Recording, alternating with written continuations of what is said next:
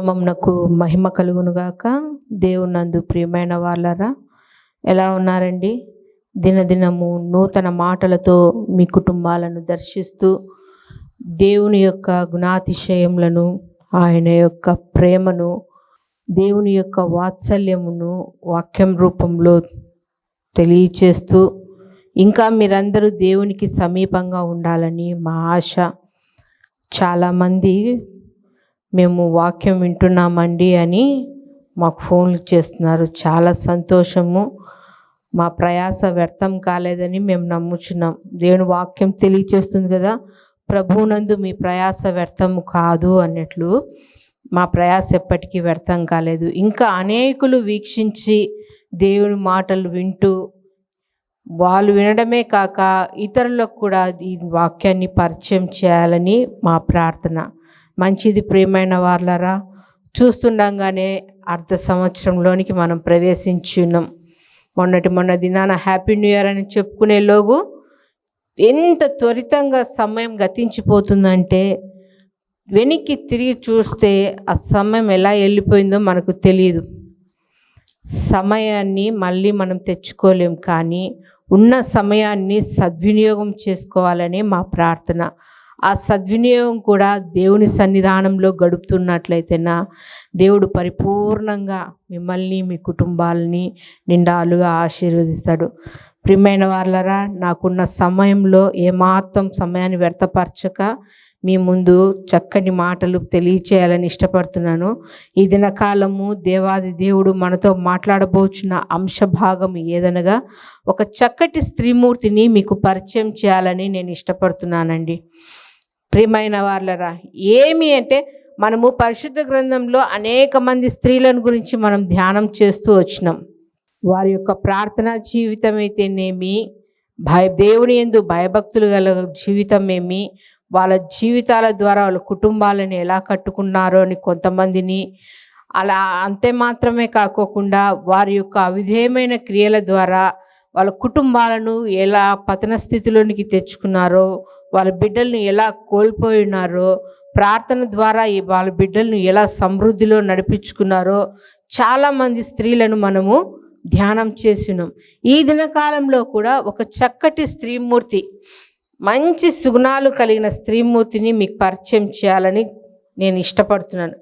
ఎందుకంటే పరిశుద్ధ గ్రంథంలో చాలామంది స్త్రీలు ఉన్నప్పటికీ కొంతమంది మాత్రమే సాహస స్త్రీలుగా ఉన్నారు. అంటే ఏదైనా ఒక పని చేయాలంటే తెగింపుతో ముందుకొచ్చే స్త్రీలు కొందరే ఉన్నారు.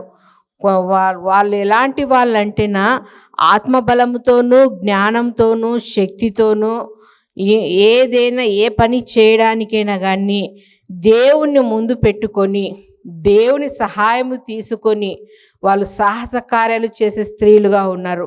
అంత మాత్రమే కాకోకుండా వాళ్ళకి ఎలాంటి మనసు ఉంటుందంటే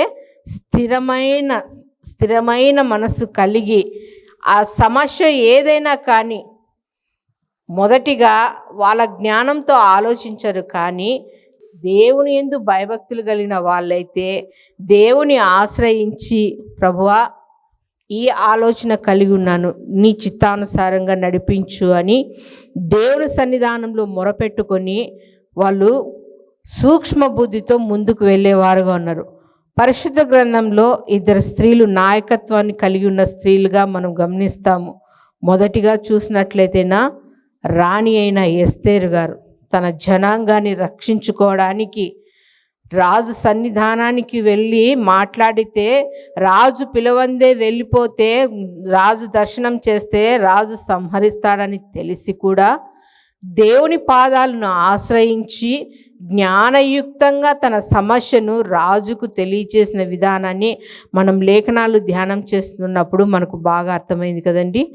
ఒకరు రాణి అయిన ఎస్తేరు అయితే మరొకరు ఈ దినకాలం మనము ధ్యానం చేయబోతున్న స్త్రీ దెబోరా కదా.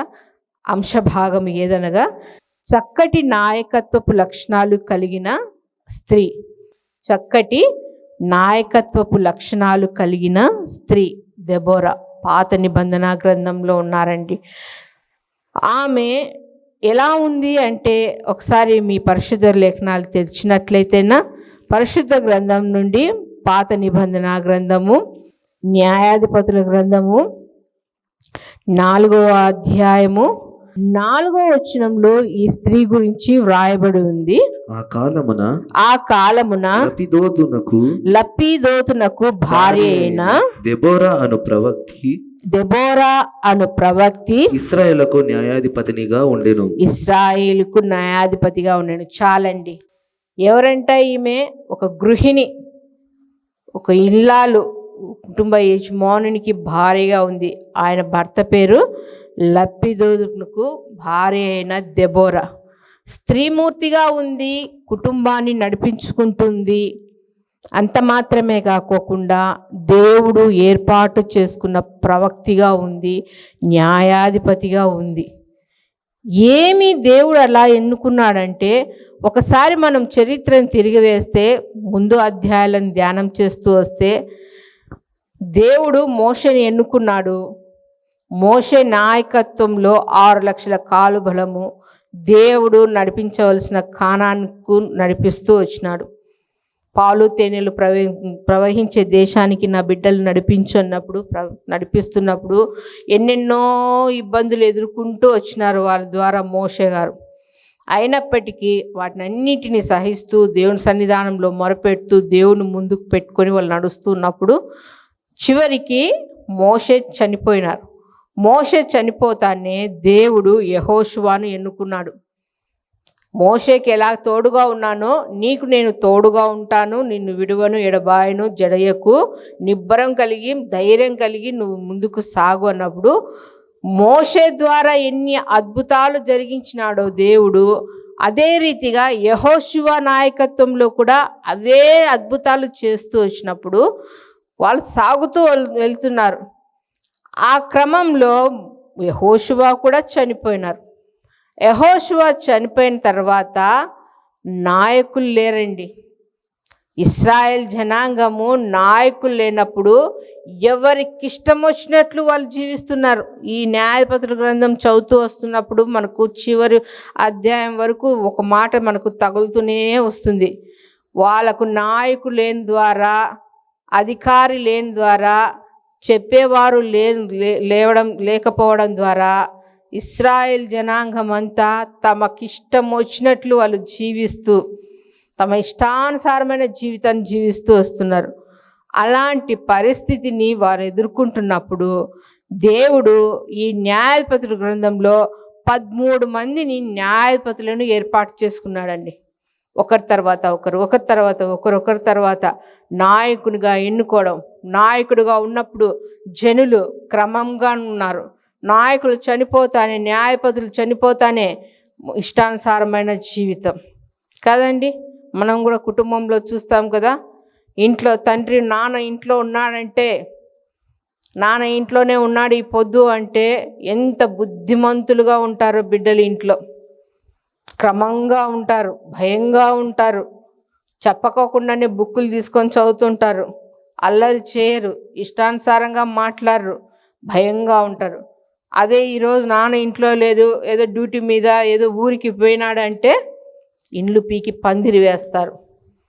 అదే రీతిగా వీళ్ళు కూడా ఉన్నారండి. న్యాయపతులు ఉన్నప్పుడు క్రమంగా ఉన్నారు, న్యాయపతులు లేకపోతే ఇష్టానుసారంగా జీవిస్తున్నప్పుడు, అంతమందిని ఎన్నుకున్నప్పుడు ప్రథముగా మొదటి ప్రవక్తినిగా, మొదటి న్యాయాధిపతిగా ఇదిగో మనం ధ్యానం చేస్తున్న దెబోరా ఉందని. మస్తకి వృక్షము కింద కూర్చొని అక్కడికి వచ్చే వాళ్ళ జనాంగానికి, ఇశ్రాయేల్ జనాంగానికి న్యాయము తీరుస్తూ వారి సమస్యలన్నింటినీ పరిష్కరిస్తూ, తన జ్ఞానంతో కాదండి, మన జ్ఞానం ఎంత స్వల్పం. ఒకసారి అవి పని చేయొచ్చు, పని చేయకపోవచ్చు, సమాధానపరచవచ్చు, లేదంటే సమస్యలు తీసుకొని రావచ్చు. అదే సమస్యను మనం దేవుని సన్నిధానంలో పెట్టి, తండ్రి వాళ్ళు ఈ స్థితిలో ఉన్నారు సహాయం చేయనన్నప్పుడు శ్రేష్టమైన బుద్ధిని దేవుడు ఇచ్చేవాడుగా ఉన్నాడు. ఆమె దేవుని ప్రథమ స్థానంగా పెట్టుకొని తను ముందుకు సాగుతుంది. చూద్దాము ఆమె యొక్క గుణగణాలు ఎలా ఉన్నాయో, ఆమె ద్వారా ఈ దినకాలం మనం ఏమి నేర్చుకోవాలనో ధ్యానం చేద్దాం. మొదటిగా ఈమెకున్న మొట్టమొదటి లక్షణం అంటే తెలివైన నాయకురాలుగా ఉందంట. ఏమంట? తెలివైన నాయకురాలు. తెలివి లేకోకుండా, జ్ఞానం లేకోకుండా మనం గమనించినట్లయితే మన కుటుంబాలనే మనం కట్టుకోలేమండి. అదే సామెతల గ్రంథం 14వ అధ్యాయం 1వ వచనంలో అంటారు కదా, జ్ఞానవంతురాలు తన ఇల్లును కట్టును, మూఢురాలు తన చేజేతులారా ఇల్లును ఊడబెరుకును అన్నట్లు ఒక సంసారమైన, కుటుంబమైన, సంఘమైన, వ్యాపారమైన, ఉద్యోగమైన, చదువైనా ఏదైనా కానివ్వండి, మూలాధారం ఏమి కావాలంట? జ్ఞానము, తెలివి కావాలంట. ఆ తెలివి లేనప్పుడు నువ్వు ఎన్ని పనులు చేసినా, ఎన్ని ఆలోచనలు చేసినా, నీ కుటుంబాన్ని ఏ రీతిలో ఉన్నతమైన స్థితిలో నువ్వు కట్టుకోవాలని ఆశతో, ఆ తలంపుతో ఉన్నా, నీకు తెలివి లేకపోతే నువ్వు పడిన ప్రయాసంతా బూడిదలో వేసిన పన్నీర్లాగే ఉంటుందండి. జ్ఞానం, తెలివి చాలా అవసరం. ఇక్కడ మనం చూసినట్లయితేనా, ఈ దెబోరా ఈమె ప్రవక్తిగా ఉంది, న్యాయాధిపతిగా ఉంది. అనేక సమస్యలు తీసుకొని వస్తున్నారు. ఒక నాయకురాలుగా ఉండాలంటే ఎదురుగా ఏ సమస్య వస్తుందో, ఎదురుగా ఏ రాజు వచ్చి, ఏ శత్రు సైన్యం వచ్చి యుద్ధం చేయడానికి సిద్ధపడతారో వాటిని ఎదుర్కోవడానికి జ్ఞానంగా, ఎత్తుకు పై ఎత్తు అంటారు కదండి, ఆ రీతిగా ఆలోచనలు కలిగి ఉండాలి. ఈ దెబోరా అంత జ్ఞానంగా నాయకురాలుగా, తెలివైన నాయకురాలుగా ఉండడానికి గల కారణం అంటే, మొదటిగా మనం తెలుసుకున్న మాట ఏదంటేనా, మొదటి స్థానాన్ని దేవునికి ఇచ్చిందండి. ఆమె తన సొంత నిర్ణయాలతో పరిష్కారాలు చేయలేదు. ఆ మస్తకి వృక్షం కింద కూర్చొని ఆ 4వ అధ్యాయం మొత్తం మనం చదువుతూ వస్తే ఆమె చేసిన గొప్ప కార్యాలన్నీ మనకు తెలుసు. ఎన్నో సందర్భాలలో మనము ఈ వచనాలు చదువుకొని దాటిపోయిన వాళ్ళమే. అయినప్పటికీ దేవుడు ఈ సమయంలో మనం మాట్లాడుతున్నాడు. జ్ఞానవంతమైన నాయకురాలు, తెలివైన నాయకురాలుగా ఉంది. సూక్ష్మ బుద్ధితో, నమ్మకముతో తన దగ్గరికి వచ్చే వారికి దేవుని ఆలోచనలు చెప్పుతూ సమస్యలలో నుంచి పరిష్కారం చేస్తూ వస్తున్న ఈమె మంచి నాయకురాలుగా ఉంది. ప్రియమైన వాళ్ళరా, నువ్వు తెలివైన నాయకురాలిగా నీ కుటుంబాన్ని నువ్వు కట్టుకుంటున్నావా? అవసరమండి. మన కుటుంబాలను కట్టుకోవాలంటే మనకు తెలివి చాలా అవసరం. ఒక వస్తువు కొనాలంటే నేటి సమాజంలో చూస్తుంటే లగ్జరీ లైఫ్కు చాలామంది అలవాటు పడిపోయారండి. ఇది నీకు అవసరం ఉన్నా లేకపోయినా, ఒక వస్తువు అయినా, ఒక వస్త్రమైనా కుటుంబానికి అలంకారంగా ఉండాలని చెప్పేసి స్తోమత ఎంత ఏమి గ్రహించుకోకుండా నీకు కనబడే వాటిని అన్నిటిని, ఆకర్షించే వాటిని అన్నిటినీ నువ్వు తీసుకొని నీ ఇంట్లో పెట్టుకోవాలని ఇష్టపడుతున్నావు చూడు, అది చాలా తప్పని. జ్ఞానంతో, తెలివితో నీ కుటుంబాన్ని కట్టుకోవాలని మనము ఎన్నోసార్లు ధ్యానం చేస్తూ వస్తుంటాం కదండి. సామెతల గ్రంథం 31వ అధ్యాయంలో గుణవతి అయిన స్త్రీకి ఉండవలసిన లక్షణాలు 10వ వచనం నుంచి మనం చదువుకుంటూ ఉంటే, ఒక నాయకురాలి యొక్క లక్షణాలు, ఒక స్త్రీకి ఉండవలసిన లక్షణాలు చాలా తేటగా సొలొమోన్ మహారాజు గారు అక్కడ రాసి ఉన్నారండి. మొదటిగా దేవుని యందు భయభక్తులు కలిగి ఉంటే దేవుడు జ్ఞానం ఇచ్చేవాడుగా ఉన్నాడు, తెలివినిచ్చేవాడుగా ఉన్నాడు. ఆ తెలివి ప్రకారము మనం కుటుంబాలను కట్టుకునే వారంగా ఉన్నాం. ఈ వాక్యం ధ్యానం చేస్తున్నప్పుడు ఈ నాయకత్వపు లక్షణాలు కలిగిన ఒక స్త్రీ కూడా మనకు గుర్తుకొస్తుంది. ఎవరు? మోషే యొక్క అక్క మిర్యాము గారు.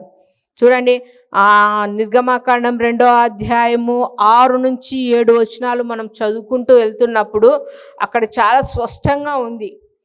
తన తల్లి కుమారుని కనింది, తమ్ముడు వచ్చినాడు, కానీ ఆ బాలుని ఇంకా ఎక్కువ కాలము తమ దగ్గర పెంచుకోలేకోకుండా చంపేస్తారని చెప్పేసి ఆ తల్లి జమ్ము పెట్టెలో పెట్టి నదిలో వదిలేసినప్పుడు ఆ జమ్ము పెట్టె వెనకంబడి ఆ బాలుడు ఏమైపోతాడో, ఎంత తెలివిగా ఆ పెట్టె వెనకమ్మడి ఆ ఒడ్డు తీరానని పోతూ ఉన్నప్పుడు అక్కడ కుమార్తెలు వచ్చినారు స్నానానికి. ఆ పెట్టెని తీసుకున్నప్పుడు ఆమె అక్కడ జ్ఞానంగా ఎంత మంచిగా, ఎట్లా అంటే మొదటిగా తల్లికి విధేయురాలుగా ఉంది. అంత మాత్రమే కాకుండా తన తమ్ముణ్ణి వెంబడిస్తూ వెళ్ళింది. ఏమైపోతాడో నా తమ్ముడు ఆ పెట్టెలో ఉన్నాడని. మళ్ళీ మనం గమనించినట్లయితేనా ధైర్యంగా రాకుమారితో మాట్లాడుతుంది. ఏమని? అమ్మా, ఈ పిల్లవాడిని పెంచడానికి ఒక దాది కావాలన్నా మీకు? అంటే పాలిచ్చి పోషించడానికి ఒక ఆయాని ఏమన్నా తీసుకురావాలన్నా అన్నప్పుడు, ఆ రాణి కావాలన్నప్పుడు ఎంత జ్ఞానంగా తన తల్లినే తీసుకొని వెళ్ళి రాకుమార్తె దగ్గరికి ఇదిగో ఒక దాది అని సమయస్ఫూర్తితో మాట్లాడి తన తమ్ముణ్ణి రక్షించుకోగలిగిందండి. తన తల్లి ఆయాగా ఉండి తన కుమారునికి పాలిచ్చి పెంచి దేశం యొక్క స్థితిగతులన్నీ తెలియజేస్తూ వచ్చిందని. అవి నాయకత్వపు లక్షణాలు. ఊరికే వివాహం అయింది, కుటుంబాన్ని కట్టుకుంటున్నాము, నా భర్త సంపాదన తక్కువ ఉంది, మాకు సమస్యలు ఎక్కువైపోయినాయి అని ప్రతి దానికి కారణం దేవుడు అని దేవుని మీద నింద వేయకోకుండా ఆ దేవుని సన్నిధానానికి వచ్చి, దేవా నువ్వు నాకు ఈ కుటుంబాన్ని ఇచ్చినావు, కుటుంబ యజమానుని ఇచ్చినావు, బిడ్డల్ని ఇచ్చినావు, వీళ్ళని ఎలా నేను నడిపించుకోవాలి? నాకు జ్ఞానం లేదు నాన్న, నా కుటుంబాన్ని కట్టుకోవడానికి నాకు జ్ఞానం మీ తండ్రి అని నువ్వు ఎప్పుడైతే వేకుజామునే లేచి దేవుని సన్నిధానంలో నువ్వు మొరపెడుతూ వస్తావో, నీకు దేవుడు సర్వ సంపదలు ఆయన యందు గుప్తమై ఉన్నాయని సెలవిచ్చిన రీతిగా కావాల్సినంత తెలివిని జ్ఞానాన్ని నీకు అనుగ్రహించి దేవుడు నీ కుటుంబాన్ని చక్కగా కట్టుకొని నువ్వు ఒక నాయకురాలిగా నీ కుటుంబంలో నువ్వు నిలబడచ్చండి. ఇతరులకు మాదిరిగా ఉండొచ్చు. ఈ దెబోరా తెలివైన నాయకురాలుగా ఉండి వచ్చే సమస్యలన్నింటినీ తీరుస్తూ వచ్చిందండి. రెండోదిగా చూసినట్లయితే దేశభక్తి కలిగిన స్త్రీగా ఉంది. తన జనులకు దేశభక్తిని, అంటే ఇతర దేశం వాళ్ళు, ఇతర రాజులు వచ్చి యుద్ధానికి వచ్చినప్పుడు మనం గమనించినట్లయితేనా ఇక్కడ ఒక రాజు ఉన్నాడు. ఎవరు ఆ రాజు? బాలాకు రాజు ఉన్నాడు. అసమర్థుడైన వాడు అనుకోవచ్చు. ఒక స్త్రీని ఆశ్రయిస్తున్నాడు.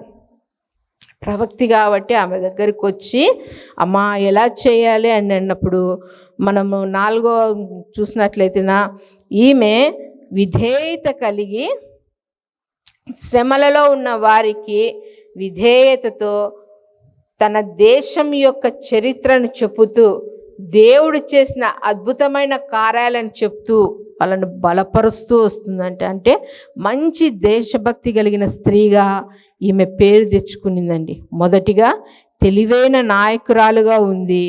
అలాగే మనం చూసినట్లయితే దేశభక్తి కలిగిన స్త్రీగా ఉంది.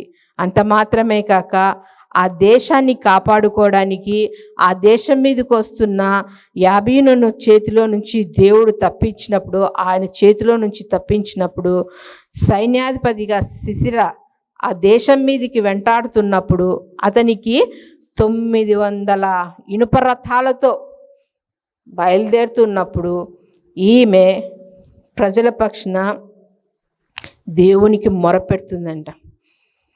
ఏమని? దేవా నా దేశాన్ని కాపాడు, నా దేశంలో ఉన్న జనులను కాపాడు అని తన దేశభక్తిని చాటిస్తుంది. మూడవదిగా చూసినట్లయితే ధైర్య సాహసాలు కలిగిన స్త్రీగా ఉంది. ఏమా ధైర్య సాహసాలు? ఇదే 4వ అధ్యాయము 6వ వచనంలో చూద్దామండి. పరిశుద్ధ గ్రంథం నుండి న్యాయాధిపతుల గ్రంథము 4వ అధ్యాయము 4వ అధ్యాయము 6వ వచనంలో ఉంది. ఏమనంట ఇక్కడ?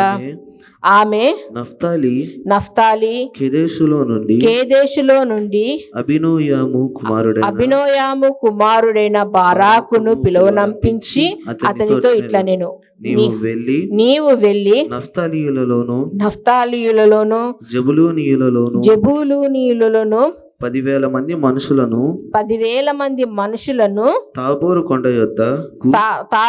కొండ యొద్దకు రప్పించుము. నేను నీ దగ్గరకు యాబీషు సేనాధిపతి అయిన సిసిరాను అతని రథములను అతని సైన్యములను కీషోను ఏటి యొద్దకు కూర్చి నీ చేతికి అతనిని అప్పగించదనని ఇశ్రాయేలు దేవుడైన యెహోవా సెలవిచ్చి ఉండలేదా అని దెబోరా చెప్పగా. చాలండి, ఇక్కడ చూద్దాం ఆమె ధైర్య సాహసాలు ఎలా ఉన్నాయంట. ఇక్కడ రాజు భయపడుతున్నాడు. ఆ సైన్యము వాళ్ళంతా వస్తున్నాడు సిసిరా ఇనుపరథాలు వేసుకొని. ఏం చేయాలో దిక్కుతోచక ఆమె దగ్గరికి వచ్చి, అమ్మా ఏం చేయాలన్నప్పుడు, మామూలుగా అయితేనా పురుషులకు ధైర్యం ఎక్కువ, స్త్రీలకు ధైర్యం తక్కువ. ఏదన్నా ఒక సమస్య వచ్చిందంటే తొందరగా నలిగిపోయేది స్త్రీలే. కుటుంబం పరంగా అయినా, బిడ్డల పరంగా అయినా, భర్త పరంగా అయినా, ఏదైనా కానివ్వండి, కుటుంబంలో ఒక సమస్య వచ్చినప్పుడు నలిగిపోయేది స్త్రీ. కానీ ఆ సమస్య, కొంతమంది స్త్రీలు సమస్యలను బట్టి నలిగిపోకోకుండా గుండె కఠినం చేసుకుంటారంటారు చూడండి, గట్టిగా. అలా కఠినులుగా కొందరు ఉంటారు. సమస్యలను చూసి చూసి, భర్త యొక్క విసిగింపును చూసి చూసి చూసి మొద్దుబారిపోయి ఉంటారండి. ఎన్ని దెబ్బలు కొట్టినా చలించలేని స్థితిలో కొంతమంది స్త్రీలు ఉంటారు. ఎందుకంటే అలవాటైపోయింది, ప్రాణానికి అది అలవాటైపోయింది. భర్త తిట్లు విని విని విని విని విని ఇవి రోజు వినేటివే కదా అని ఈ చెవులో విడిచిపెట్టే స్త్రీలు చాలామంది ఉన్నారు. అది కాదు. కానీ ఇక్కడ నా ఉద్దేశము, ఆ దేశానికి సమస్య వచ్చినప్పుడు, రాజే భయపడుతున్నప్పుడు, స్త్రీగా ఉన్న ఈ దెబోరా చక్కటి ధైర్యాన్ని ప్రదర్శించిందండి. దేవుడు మన పక్షాన ఉన్నాడు.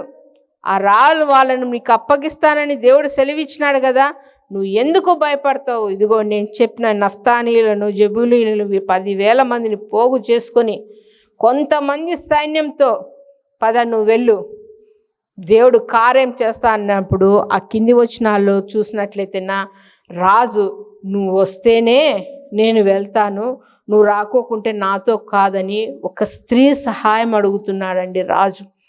ఆమె అంటుంది, నేను వస్తాను, మన పక్షాన దేవుడు కూడా ఉన్నాడు, యుద్ధం చక్కగా జరిగిస్తాడు, నువ్వు భయపడకు, నువ్వు వెళ్ళు అన్నప్పుడు ఒక స్త్రీ ధైర్య సాహసాలు కలిగి తన దేశం మీదకి వస్తున్న గొప్ప ఆపద నుంచి తప్పించుకోగలిగిందండి. నీ కుటుంబానికి ఏదైనా ఒక సమస్య వస్తున్నప్పుడు ఒక మూలకు వెళ్ళి కూర్చొని ఓని ఏడవడం కాదు, ఆ సమస్య నుంచి విముక్తి, ఆ సమస్యని ఏ రీతిగా తొలగించుకోవాలి అని జ్ఞానంగా ఆలోచించి ధైర్యంగా కుటుంబంలో నిలబడాలండి. చాలామంది స్త్రీలు కఠినులుగా ఉండి భర్త యొక్క చేతగానతనాన్ని బట్టి సమస్యలన్నీ నెత్తి మీదకి తీసుకొని వచ్చినప్పుడు వారు ఎంతో ధైర్యంగా ఇతరులకు సమాధానం చెప్పే స్థితిలో కొంతమంది స్త్రీలు ఉన్నారండి. ఆ స్థితిలో నిలబడాలంటే మొదటిగా నువ్వు ప్రభు పాదాలు పట్టుకోవాలి, దేవుణ్ణి ఆశ్రయించాలి. దేవుణ్ణి ఆశ్రయించి ఆ పాదాలను పట్టుకొని, నాయనా నా కుటుంబానికి సమస్య వచ్చింది, నేను కృంగిపోకోకుండా నన్ను బలపరచువాడవు నీవే తండ్రి, నాకు ధైర్యాన్ని, తెలివిని, జ్ఞానాన్ని అనుగ్రహించి ఈ సమస్యను ఎట్లా తీర్చుకోవాలో నాకు సహాయం చేయనైనా అని నువ్వు ఎప్పుడైతే దేవుని పాదాల చెంత చేరి మొరపెడతావో, దేవుడు నీ పక్షాన ఉండి ఎంత కఠినమైన సమస్య అయినా కానీ, అది ఎంత విరోధమైనది కానీ వాటినన్నింటినీ దేవుడు తొలగించేవాడుగా ఉన్నాడు. ప్రియమైన వాళ్ళారా, సమస్యలను బట్టి కృంగిపోవకండి, ఇబ్బందులను బట్టి నలిగిపోవకండి. ధైర్యం ఇచ్చే దేవుడు, బలమిచ్చే దేవుడు, మన ఆశ్రయదుర్గమైన దేవుడు మా పక్షాన ఉన్నాడు. నా తండ్రి కంటే ఏది ఎక్కువ కాదని ఎప్పుడైతే నువ్వు దేవుని సన్నిధానానికి వస్తావో దేవుడు నీకు ధైర్యాన్ని ఇచ్చేవాడుగా ఉన్నాడు. అది ఎంతటి సమస్య అయినా, కఠినమైన మాట అయినా కానీ, ఏవైనా కానీ దేవుడు తొలగించేవాడుగా ఉన్నాడు. ఈ దెబోరా ధైర్యంగా సాహసం కలిగి ఎదురవుతున్న అవాంతరంలో నుంచి తప్పించుకోగలిగి రాజుకు ధైర్యాన్ని ఇచ్చిన స్త్రీగా ఉంది. చివరిగా మనం చూసినట్లయితేనా ఈమె యొక్క లక్షణం ఏదంట, కృతజ్ఞతాస్తుతి కలిగిన స్త్రీగా ఉంది. కృతజ్ఞత కలిగిన స్త్రీగా. దెస్సలోనికి రాసిన మొదటి పత్రిక 5వ అధ్యాయము 16వ వచనంలో ఉంది కదా, ప్రతి విషయమందు మీరు ఎల్లప్పుడూ దేవునికి కృతజ్ఞతాస్తుతులు చెల్లించుట మంచిది. ప్రతి విషయమందు. సమస్య తీరిపోయింది థ్యాంక్స్ ప్రభు అనే కాదు, సమస్యలు వచ్చినా రాకపోయినా, నువ్వు సంతోషంగా ఉన్నా, దుఃఖంలో ఉన్నా, బాధలో ఉన్నా, ఏ స్థితిలో ఉన్నా నువ్వు ఎల్లప్పుడూ దేవునికి కృతజ్ఞతలు తెలియజేస్తూ ఉండాలి. ఎందుకంటే ఈ ప్రాణాత్మ దేహాలు దేవుడు ఇచ్చినాడు. నువ్వు సజీవురాలుగా ఉన్నావు, ఆరోగ్యంగా ఉన్నావు, నీ పని బాటలు చేసుకోగలుగుచున్నావు, నీ శక్తిని ఉపయోగించి నువ్వు ఆహారాన్ని సమకూర్చుకుంటున్నావు. ఇవన్నిటినీ చేయడానికి గల కారణము దేవుడు ఉన్నాడు కాబట్టి, దేవుడు నిన్ను నడిపిస్తున్నాడు కాబట్టి, దేవా ప్రతి విషయంలో ప్రతి సమయంలో నీకు నేను ఎల్లప్పుడూ కృతజ్ఞతాస్తుతులు చెల్లించుకుంటూ ఉంటాను నాయన అని దేవుణ్ణి ఘనపరిచేవారుగా ఉన్నాను. ఈమె ఏం కలిగి ఉందంట? కృతజ్ఞత కలిగి ఉందంటే అంత సైన్యాన్ని ఎదిరించిన దేవుణ్ణి ఎంతగానో ఘనపరుస్తుంది. అలాగే మనం చూస్తున్నాం నిర్గమాకాండంలో మోషే గారు ఎర్ర సముద్రాన్ని దాటించినప్పుడు దేవుడు ముందుండి ఎర్ర సముద్రాన్ని 2 పాయలుగా చేసి ఆరణ్య నేల మీద నడుస్తూ ఉన్నప్పుడు ఆ గొప్ప కార్యము దేవుడు చేసినాడని మిర్యాము మరికొంతమంది స్త్రీలు తప్పెట్లతో ఆనందంతో కీర్తనలు పాడుతూ డ్యాన్స్ చేసుకుంటూ దేవుని గణపరిచినారని మనం లేఖనాలు ధ్యానం చేస్తున్నాం.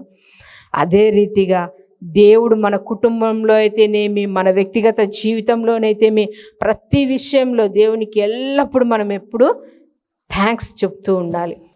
ఈ నాయకత్వాలు కలిగిన దెబోరా మనకు ఈ ఉదయకాల సమయంలో ఒక మాటలు హెచ్చరికలు చేస్తుంది.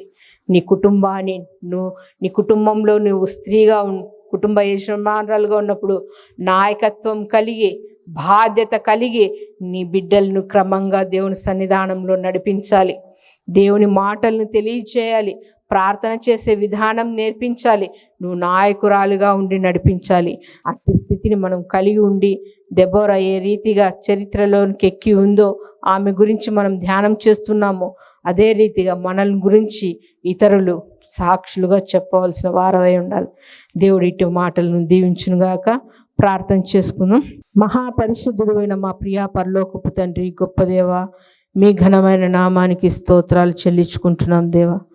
తండ్రి, ఇంతవరకు తండ్రి దెబోరా యొక్క జీవిత విశేషాలు, ఆమె యొక్క నాయకత్వపు లక్షణాలు తండ్రి, తన దేశం మీదకి వస్తున్న సమస్యను, ఆ శత్రు సైన్యంలో నుంచి తన దేశాన్ని ఎలా తన జనులను కాపాడుకోగలిగిందో, తన జనులకు వస్తున్న సమస్యలను మీ సన్నిధానానికి తీసుకొని వచ్చి ఎంత చక్కగా న్యాయం తీర్చిందో, రాజును బలపరిచి ఎదురవుతున్న సమస్యలను తప్పించగలిగిందో, ధైర్య సాహసాలు కలిగిన స్త్రీగా, ప్రవక్తినిగా, న్యాయాధిపతిగా, కుటుంబ స్త్రీగా ఉండి తన కుటుంబాన్ని కట్టుకుంటూ తన కుటుంబ యజమానునికి లోబడుతూ, దేవా మీరు ఆమెను నియమించినప్పుడు మీరు ఇచ్చిన బాధ్యతను సక్రమంగా నెరవేర్చిన స్త్రీగా మేము తెలుసుకొని ఉన్నాం తండ్రి. మేము కూడా తండ్రి మా కుటుంబాలలో తండ్రి తెలివిగల నాయకురాలుగా ఉండి మా కుటుంబాలను తండ్రి మీలో కట్టుకుంటూ ఎదురవుతున్న సమస్యలలో నుంచి ధైర్యంగా వాటిని విడిపిస్తూ ప్రతి విషయమందు తండ్రి మీకు లోబడి మనసారా కృతజ్ఞతాస్తుతులు చెల్లించుకునే భాగ్యం మా కుటుంబాలకు అనుగ్రహించమని వేడుకుంటూ, ఈ మాటలు వింటున్న ప్రతి ఒక్కరిని తండ్రి మీ కృపలో జ్ఞాపకం చేసుకొని తండ్రి వారి యొక్క ప్రతి బలహీనతల్లో నుంచి విడుదల అనుగ్రహించి బలమైన దేవా మీ వైపు చూస్తూ ముందుకు సాగుటకు తండ్రి సహాయం చేయమని ప్రార్థిస్తూ నజరేయుడైన యేసుక్రీస్తు నామంలో ప్రార్థించి వేడుకొనుచున్నాము తండ్రి. ఆమేన్. మా చిరునామా దైవజనుడు బ్రదర్ ఓ రూబేన్ గారు, క్రీస్తు ప్రార్థనా మందిరం, డోర్ నెంబర్ 1-10-386, నగరిగుట్ట, పులివెందుల, కడప జిల్లా. మీ ప్రార్థనా అవసరాల కొరకై సెల్ నంబర్ 9989067409.